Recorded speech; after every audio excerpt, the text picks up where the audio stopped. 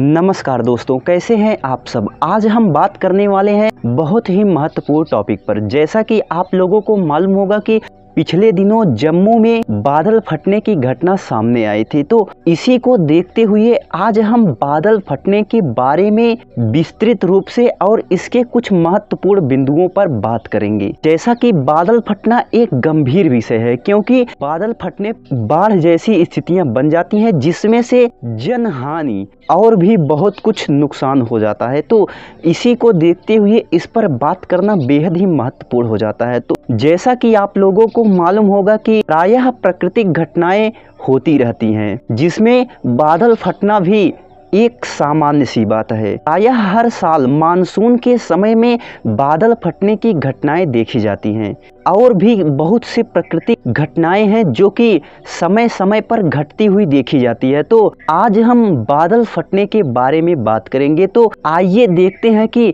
आखिर बादल फटना किसे कहते हैं। मौसम विभाग के अनुसार एक छोटे इलाके में, यानी कि 1 से 10 किलोमीटर तक एक घंटे में यदि 10 सेंटीमीटर से अधिक वर्षा होती है तो उसी को बादल फटना कहते हैं।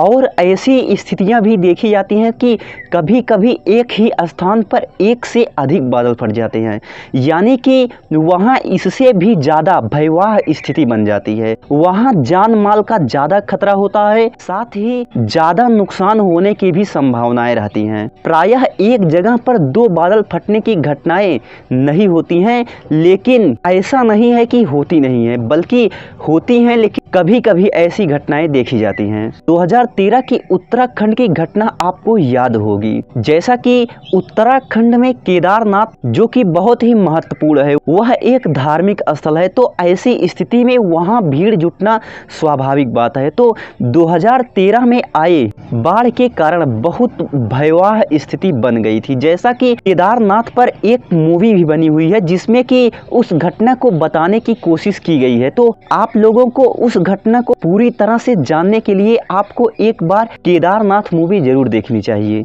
जिससे कि आप लोग समझ पाएंगे कि कितनी भयावह स्थिति बनी हुई। आइए देखते हैं कि बादल फटने के कारण क्या हो सकते हैं। मौसम विभाग के अनुसार जब बादल भारी मात्रा में आर्द्रता यानी कि पानी लेकर के आसमान में चलते हैं, तो उनके बीच में कभी कभी रुकावट उत्पन्न होती है, जिसके कारण बादल फटने की घटनाएं देखी जाती हैं। यह प्रक्रिया अचानक होती है, जिसके कारण मौसम विभाग की कोई प्रतिक्रिया नहीं मिल पाती है।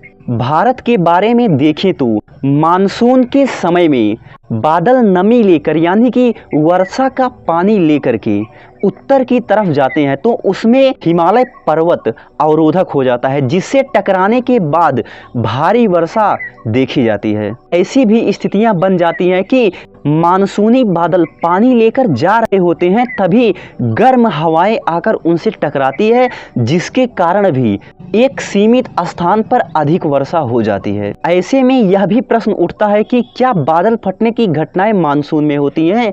तो ऐसा नहीं है। प्रायः देखा जाता है कि बादल फटने की घटनाएं या तो मानसून के पहले देखी जाती है या मानसून के बाद देखी जाती है, और कभी कभी तो मानसून न होने पर भी देखी जाती है। तो ऐसी स्थिति में यह कहना थोड़ा मुश्किल है कि बादल फटना सिर्फ मानसून में होता है। ये घटनाएं प्रायः जुलाई अगस्त के महीने में ज़्यादा देखी जाती है। ऐसी घटनाएं प्रायः भारत के उत्तरी राज्यों में ज़्यादा देखने को मिलता है। ऐसे में यह भी प्रश्न उठता है कि क्या बादल उत्तरी इलाकों में ही फटते हैं, यानी कि जहां पहाड़ ज़्यादा होता है वहीं फटते हैं? ऐसा नहीं है, बादल समतल स्थानों पर भी फट सकते हैं, लेकिन प्रायः उत्तरी इलाकों में इसलिए फटते हैं क्योंकि वहां पहाड़ अधिक ऊंचाई पर होने के कारण और बादलों के अनुकूल न होने के कारण ऐसी घटनाएं देखने को मिलती हैं। जबकि समतल स्थानों पर बादल के लिए स्थिति अनुकूल रहती है, जिसके कारण समतल स्थानों पर बादल का फटना कम देखा जाता है। ऐसे में यह भी होता है कि क्या बादल फटने की घटनाओं पर पूर्वानुमान नहीं लगाया जा सकता।